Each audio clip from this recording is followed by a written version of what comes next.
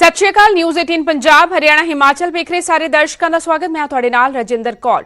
ਖੇਤੀ ਕਾਨੂੰਨ ਤੇ ਕਿਸਾਨਾਂ ਨੂੰ ਮਨਾਉਣ ਦੀ ਕਵਾਇਦ ਜੁਟੀ ਹੋਈ ਹੈ। ਕੇਂਦਰ ਸਰਕਾਰ ਕੇਂਦਰ ਤੇ ਕਿਸਾਨ ਜਥੇਬੰਦੀਆਂ ਵਿਚਾਲੇ ਅੱਜ ਮੀਟਿੰਗ ਹੋਣ ਜਾ ਰਹੀ ਹੈ। ਦਿੱਲੀ 'ਚ ਖੇਤੀ ਭਵਨ 'ਚ ਸਵੇਰੇ 11:30 ਵਜੇ ਮੀਟਿੰਗ ਹੋਏਗੀ। ਪੰਜਾਬ ਦੀਆਂ 29 ਜਥੇਬੰਦੀਆਂ ਨੂੰ ਮੀਟਿੰਗ ਲਈ ਸੱਦਾ ਦਿੱਤਾ ਗਿਆ ਸੀ। ਕਿਸਾਨ ਮਜ਼ਦੂਰ ਸੰਘਰਸ਼ ਕਮੇਟੀ ਨੂੰ ਛੱਡ ਕੇ ਬਾਕੀ ਸਾਰੇ ਮੀਟਿੰਗ ਲਈ ਰਾਜ਼ੀ ਹੋ ਗਏ। ਮੀਟਿੰਗ ਤੋਂ ਪਹਿਲਾਂ ਕਿਸਾਨਾਂ ਨੇ ਇੱਕ ਵਾਰ ਫਿਰ ਦੁਹਰਾਇਆ ਕਿ ਨਵੇਂ ਕਾਨੂੰਨ ਕਿਸੇ ਵੀ ਕੀਮਤ ਤੇ ਮਨਜ਼ੂਰ ਨਹੀਂ ਨੇ। ਫਸਲਾਂ ਦੀ MSP ਨੂੰ ਕਾਨੂੰਨੀ ਮਾਨਤਾ ਦੇਣ ਦੀ ਮੰਗ ਕੀਤੀ ਹੈ। ਕਿਸਾਨਾਂ ਨੇ ਗੱਲਬਾਤ ਫੇਲ ਹੋਣ ਤੇ ਦੇਸ਼ ਪੱਧਰੀ ਸੰਘਰਸ਼ ਦੀ ਵੀ ਚੇਤਾਵਨੀ ਦਿੱਤੀ ਹੈ। ਅੱਜ ਕੇਂਦਰ ਸਰਕਾਰ ਦੇ ਨੁਮਾਇੰਦਿਆਂ ਦੇ ਨਾਲ ਕਿਸਾਨਾਂ ਦੀ ਮੁਲਾਕਾਤ ਸਵੇਰੇ 11:30 ਵਜੇ ਦਿੱਲੀ ਵਿੱਚ ਹੋਣੀ ਹੈ। ਪੰਜਾਬ ਦੀਆਂ 29 ਜਥੇਬੰਦੀਆਂ ਨੂੰ ਸੱਦਾ ਦਿੱਤਾ ਗਿਆ ਸੀ। ਲਗਾਤਾਰ ਕਿਸਾਨ ਖੇਤੀ ਕਾਨੂੰਨਾਂ ਦੇ ਖਿਲਾਫ ਅੰਦੋਲਨ ਕਰ ਰਹੇ ਨੇ, ਰੇਲਾਂ ਰੋਕ ਕੇ ਬੈਠੇ ਹੋਏ ਨੇ, ਜਿਸ ਤੇ ਚੱਲਦੇ ਕੇਂਦਰ ਸਰਕਾਰ ਨੇ ਗੱਲਬਾਤ ਲਈ ਅੱਜ ਬੁਲਾਇਆ ਹੈ।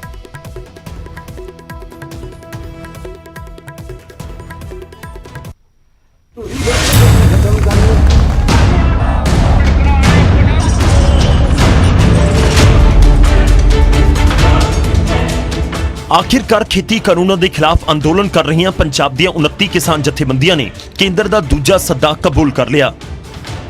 बुधवार नूं यह जथेबंदियां दिल्ली च केंद्र सरकार दे नाल खेती कानूनों नूं लैके गलबात करनगियां। 29 जथेबंदियां दे नुमाइंदे इस मीटिंग दे विच शामिल होणगे, पर गलबात दे लई किसानां ने एक 7 मैंबरी कमेटी का गठन किया है, जिस दे विच बलबीर सिंह राजेवाल, डॉक्टर दर्शनपाल सिंह, मनजीत सिंह, जगमोहन सिंह, कुलवंत सिंह, सुरजीत सिंह ते सतनाम सिंह सानी दे नाम शामिल ने।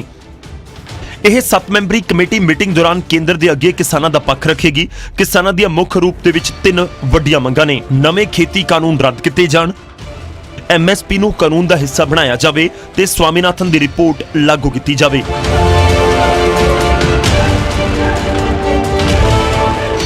सारियां जथेबंदियां दे नुमाइंदे उत्थे जाणगे।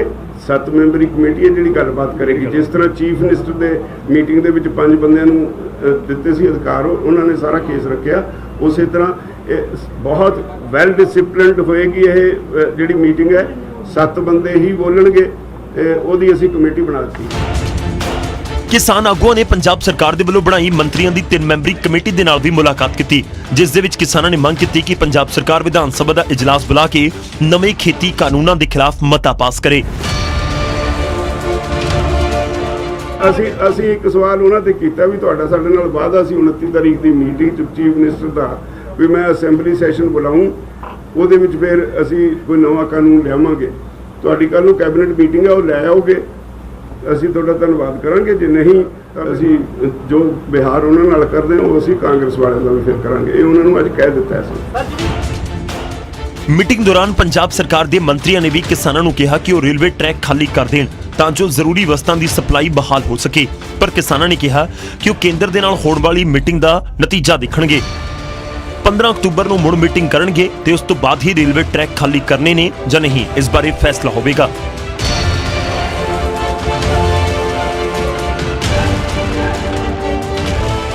पंजाब सरकार ने कहा भी रेला ना रोको। ਅਸੀਂ ਉਹਨਾਂ ਨੂੰ ਕਿਹਾ ਵੀ ਅਸੀਂ 15 ਤਰੀਕ ਨੂੰ ਮੀਟਿੰਗ ਆ, ਉਹਦੇ ਪਹਿਲਾਂ ਅਸੀਂ ਕੁਝ ਨਹੀਂ ਕਹਿ ਸਕਦੇ। ਲੜਾਈ ਸੈਂਟਰ ਨਾਲ ਆ, ਲੜਾਈ ਰੇਲਾ ਲੋਕਾਂ ਨਾਲ ਨਹੀਂ। ਸੋ ਵਿਧਾਨ ਸਭਾ ਦਾ ਸੈਸ਼ਨ ਕੱਲ ਕੈਬਨਿਟ ਮੀਟਿੰਗ ਹੋ ਰਹੀ ਹੈ, ਉਹ 'ਚ ਫੈਸਲਾ ਹੋ ਜਾਏਗਾ। ਕਿਸਾਨਾਂ ਨੇ ਕੋਈ ਮੰਗ ਰੱਖੀ ਹੈ ਜੀ ਆਪਣੀ ਪੰਜਾਬ ਸਰਕਾਰ ਅੱਗੇ? ਕੋਈ ਮੰਗ ਨਹੀਂ ਰੱਖੀ। ਟ੍ਰੇਨਾਂ ਤੋਂ ਉੱਠਣਗੇ ਜੀ ਇਹ? ਉਹ ਕਹਿੰਦੇ ਅਸੀਂ 15 ਨੂੰ ਫੈਸਲਾ ਕਰਾਂਗੇ। ਕਿਸਾਨਾਂ ਵੱਲੋਂ ਪੰਜਾਬ ਸਰਕਾਰ ਨੂੰ ਕੋਈ ਮੰਗ ਨਹੀਂ? ਕੋਈ ਮੰਗ। केंद्र सरकार दे नाल किसानां दी होण वाली मीटिंग ते सब ਦੀਆਂ नज़रां टिकियां होईयां ने, क्योंकि इस मीटिंग के नतीजे नाल ही किसानां दे अगले संघर्ष की रूपरेखा तय होनी है। चंडीगढ़ तो रोहित बांसल, न्यूज़ 18 पंजाब।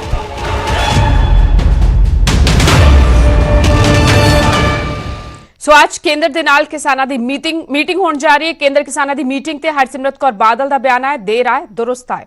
हरसिमरत कौर बादल ने कहा अकाली दल शुरू तो ही गलबात के पक्ष च किसानां दी सारियां मंगां नूं पूरा करे केंद्र। यह भी मंग की साबका केंद्रीय मंत्री हरसिमरत कौर बादल ने। MSP नूं किसानां दा संवैधानिक हक बढ़ाए सरकार, ये मंग की हरसिमरत कौर बादल ने। खेती कानूनों के मुद्दे ते ही केंद्र दी मंत्री का अहुदा छड्ड चुके हरसिमरत कौर बादल ने ਕੇਂਦਰ ਦੇ ਇਸ ਫੈਸਲੇ ਨੂੰ ਕਿਸਾਨਾਂ ਦੇ ਨਾਲ ਮੀਟਿੰਗ ਦੇ ਫੈਸਲੇ ਨੂੰ ਦੇਰ ਆਏ ਦੁਰਸਤ ਆਏ ਦੱਸਿਆ ਹੈ। ਅਕਾਲੀ ਦਲ ਸ਼ੁਰੂ ਤੋਂ ਗੱਲਬਾਤ ਦੇ ਪੱਖ ਵਿੱਚ ਹੈ। ਕਿਸਾਨਾਂ ਦੀਆਂ ਸਾਰੀਆਂ ਮੰਗਾਂ ਨੂੰ ਪੂਰਾ ਕਰੇ ਕੇਂਦਰ। ਐਮਐਸਪੀ ਨੂੰ ਕਿਸਾਨਾਂ ਦਾ ਸੰਵਿਧਾਨਿਕ ਹੱਕ ਬਣਾਏ ਸਰਕਾਰ ਇਹ ਮੰਗ ਚੁੱਕੀ ਹੈ। ਹਰਸਿਮਰਤ ਕੌਰ ਬਾਦਲ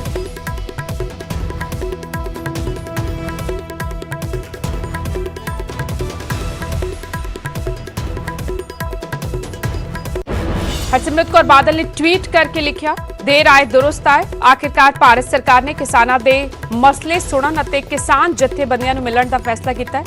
ਅਕਾਲੀ ਦਲ ਹਮੇਸ਼ਾ ਤੋਂ ਇਹੀ ਚਾਹੁੰਦਾ ਸੀ। ਹੁਣ ਸਮਾਂ ਆ ਗਿਆ ਕਿ ਭਾਰਤ ਸਰਕਾਰ ਉਹਨਾਂ ਦੀਆਂ ਮੰਗਾਂ ਮੰਨੇ ਅਤੇ ਐਮਐਸਪੀ ਨੂੰ ਉਹਨਾਂ ਦਾ ਸੰਵਿਧਾਨਿਕ ਹੱਕ ਬਣਾਏ ਤੇ ਕੇਂਦਰ ਪੰਜਾਬ ਤੋਂ ਕਣਕ ਦੀ ਖਰੀਦ ਜਾਰੀ ਰੱਖਣ ਦਾ ਭਰੋਸਾ ਦੇ। ਇਹ ਟਵੀਟ ਕਰਕੇ ਅੱਜ ਜਿਹੜੀ ਮੁਲਾਕਾਤ ਹੋਣੀ ਹੈ ਕਿਸਾਨਾਂ ਦੇ ਨਾਲ ਕੇਂਦਰ ਸਰਕਾਰ ਦੀ, ਉਸ ਨੂੰ ਦੇਰ ਆਏ ਦੁਰੁਸਤ ਆਏ ਦੱਸਿਆ।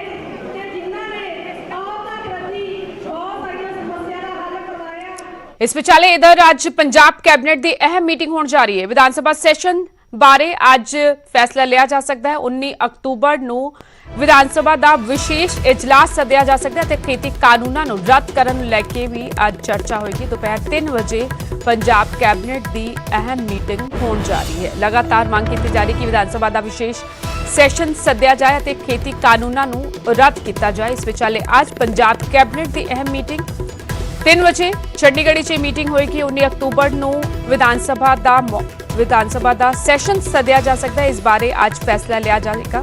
ਖੇਤੀ ਕਾਨੂੰਨਾਂ ਨੂੰ ਰੱਦ ਕਰਨ ਨੂੰ ਲੈ ਕੇ ਵੀ ਚਰਚਾ ਹੋ ਸਕਦੀ ਹੈ।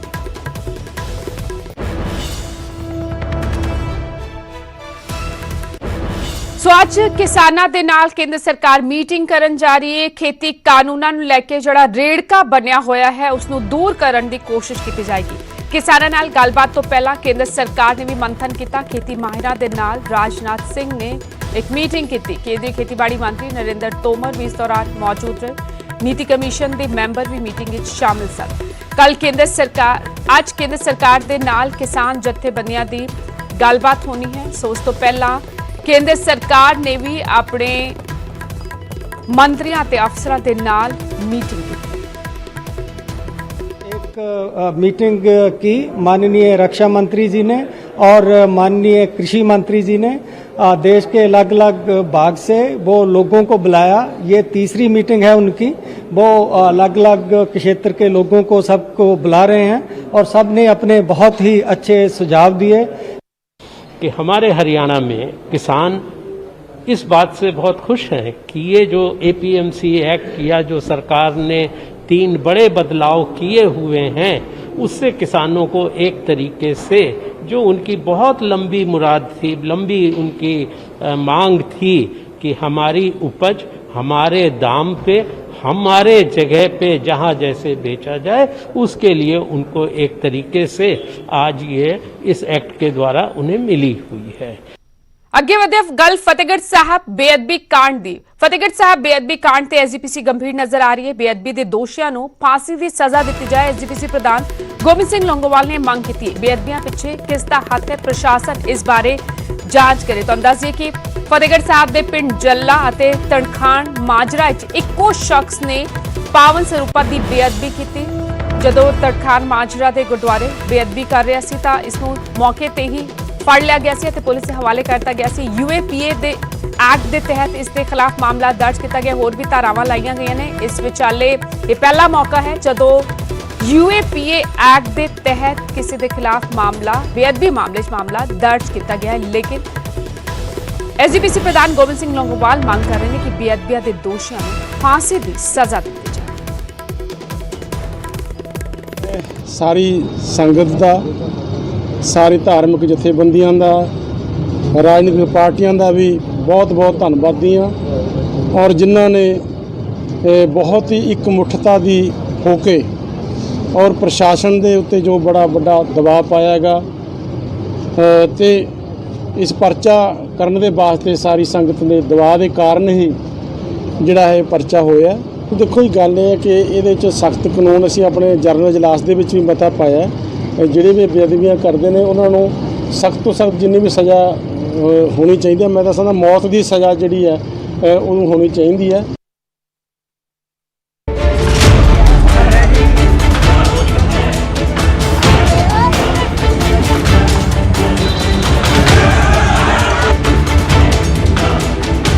ਫਤਿਹਗੜ੍ਹ ਸਾਹਿਬ ਦੇ ਪਿੰਡ ਜੱਲਾ ਤੇ ਤਰਖਾਣ ਮਾਜਰਾ 'ਚ ਸ੍ਰੀ ਗੁਰੂ ਗ੍ਰੰਥ ਸਾਹਿਬ ਦੇ ਸਰੂਪ ਦੀ ਬੇਅਦਬੀ ਕਰਨ ਵਾਲੇ ਸ਼ਖਸ ਨੂੰ ਪੁਲਿਸ ਨੇ गिरफ्तार कर उस ते यूएपीए एक्ट तहत मामला दर्ज कर लिया है।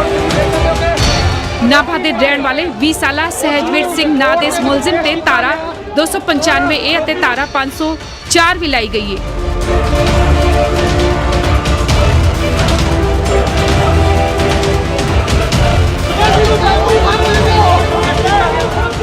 बहुत ही माड़ी घटना वापरी है। दो जगह ते एक तरखान माजरे और पिंड जल्ला च एक सहजवीर ਨਾਂ ਦਾ ਮੁੰਡਾ ਜਿਹੜਾ ਨਾਭੇ ਨੂੰ ਬਿਲੋਂਗ ਕਰਦਾ 20 ਸਾਲ ਦਾ ਲੜਕਾ ਉਹਨੇ ਆ ਕੇ ਦੋਨੋਂ ਗੁਰਦੁਆਰਾ ਸਾਹਿਬ 'ਚ ਬੇਅਦਬੀ ਦੀ ਬਹੁਤ ਹੀ ਸ਼ਰਮਨਾਕ ਘਟਨਾ ਵਾਪਰੀ ਹੈ ਉਹਦੇ ਵੱਲੋਂ।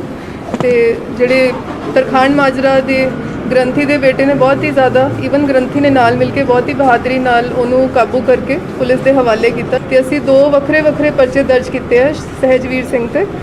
ਰਿਮਾਂਡ ਲੈ ਕੇ ਇਹਦਾ ਪੂਰਾ ਇਨਵੈਸਟੀਗੇਟ ਕਰਾਂਗੇ ਕਿ ਇਹਨੇ ਇੰਨੀ ਸ਼ਰਮਨਾਕ ਘਟਨਾ ਕਿਉਂ ਕੀਤੀ।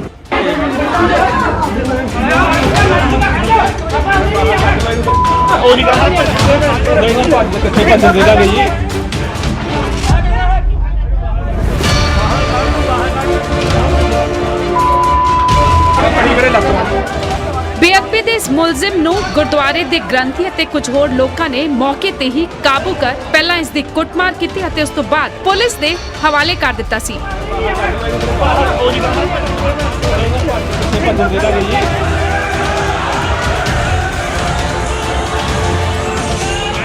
ਪੁਲਿਸ ਦੀ ਕਾਰਵਾਈ ਤੋਂ ਪਹਿਲਾਂ ਸਿੱਖ ਜਥੇਬੰਦੀਆਂ ਨੇ ਰੋਸ ਵਜੋਂ 9 ਘੰਟੇ ਤੱਕ ਨੈਸ਼ਨਲ ਹਾਈਵੇ ਜਾਮ ਕਰੀ ਰੱਖਿਆ। ਬੇਅਦਬੀ ਦੀ ਘਟਨਾ ਦੇ ਦੋਸ਼ੀ ਨੂੰ ਸਖਤ ਸਜ਼ਾ ਦੇਣ ਦੀ ਮੰਗ ਕੀਤੀ ਜਾ ਰਹੀ ਹੈ। ਅਕਾਲੀ ਦਲ ਪ੍ਰਧਾਨ ਸੁਖਬੀਰ ਬਾਦਲ ਨੇ ਜਿੱਥੇ ਬੇਅਦਬੀ ਮਾਮਲਿਆਂ ਨੂੰ ਲੈ ਕੇ ਸਰਕਾਰ ਦੀ ਕਾਰਗੁਜ਼ਾਰੀ ਤੇ ਸਵਾਲ ਚੁੱਕੇ ਤਾਂ ਅਕਾਲ ਤਖਤ ਸਾਹਿਬ ਦੇ ਜਥੇਦਾਰ ਨੇ ਇਸ ਨੂੰ 5 ਸਾਲ ਪਹਿਲਾਂ ਹੋਏ ਬਰਗਾੜੀ ਮਾਮਲੇ ਨਾਲ ਜੋੜ ਦਿੱਤਾ।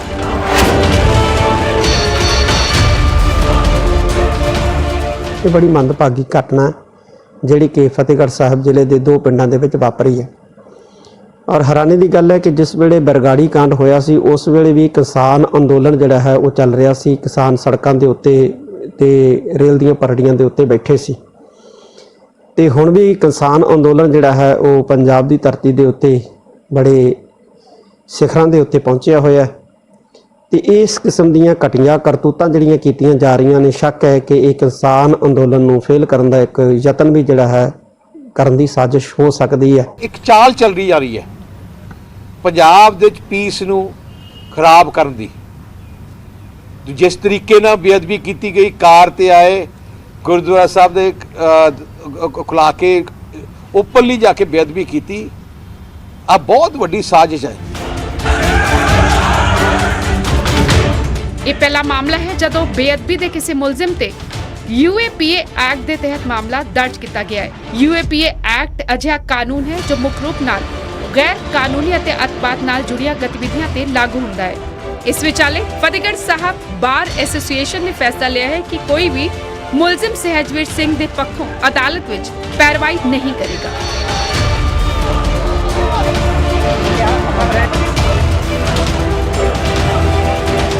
ਫਤਿਹਗੜ੍ਹ ਸਾਹਿਬ ਤੋਂ ਗੁਰਦੀਪ ਸਿੰਘ ਦੇ ਨਾਲ ਬਿਊਰੋ ਰਿਪੋਰਟ ਨਿਊਜ਼ 18।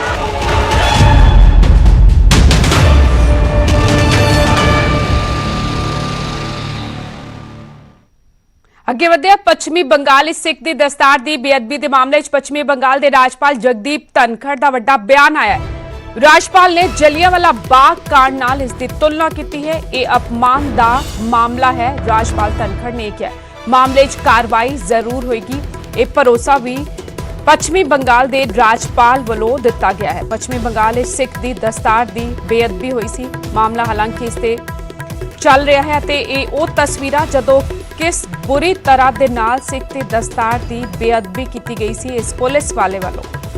ਹੁਣ ਪੱਛਮੀ ਬੰਗਾਲ ਦੇ ਰਾਜਪਾਲ ਧਨਖੜ ਦਾ ਜਗਦੀਪ ਧਨਖੜ ਦਾ ਇਸ ਤੇ ਵੱਡਾ ਬਿਆਨ ਆਇਆ ਹੈ। ਰਾਜਪਾਲ ਨੇ ਜਲਿਆਂਵਾਲਾ ਬਾਗ ਦੇ ਨਾਲ ਇਸ ਦੀ ਤੁਲਨਾ ਕੀਤੀ ਹੈ। ਇਹ ਅਪਮਾਨ ਦਾ ਮਾਮਲਾ ਹੈ। ਮਾਮਲੇ 'ਚ ਕਾਰਵਾਈ ਜ਼ਰੂਰ ਹੋਏਗੀ। ਇਹ ਭਰੋਸਾ भी ਦਿੱਤਾ ਗਿਆ है राजपाल को। मेरे से मिले, एक डेलीगेशन के साथ मिले तो मेरे सामने वो सीन आ गया जब जलियांवाला बाग में वो मैसेकर हुआ था।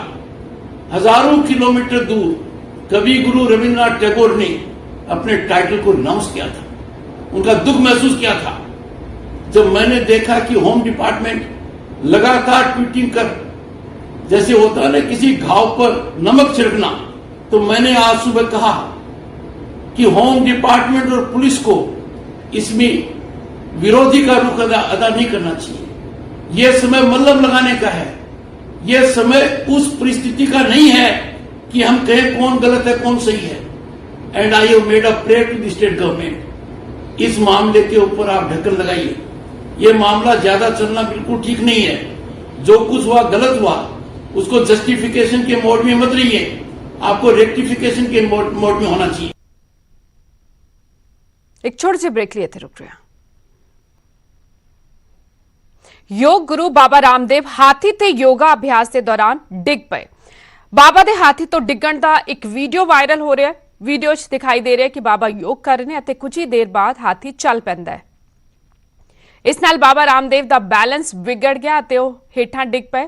हालांकि इस हादसे च बाबा नूं कोई गंभीर सट नहीं लगी, वो गिरदे ही उठ के खड़े हो गया ते फिर साथियों दे नाल हसन लग पे।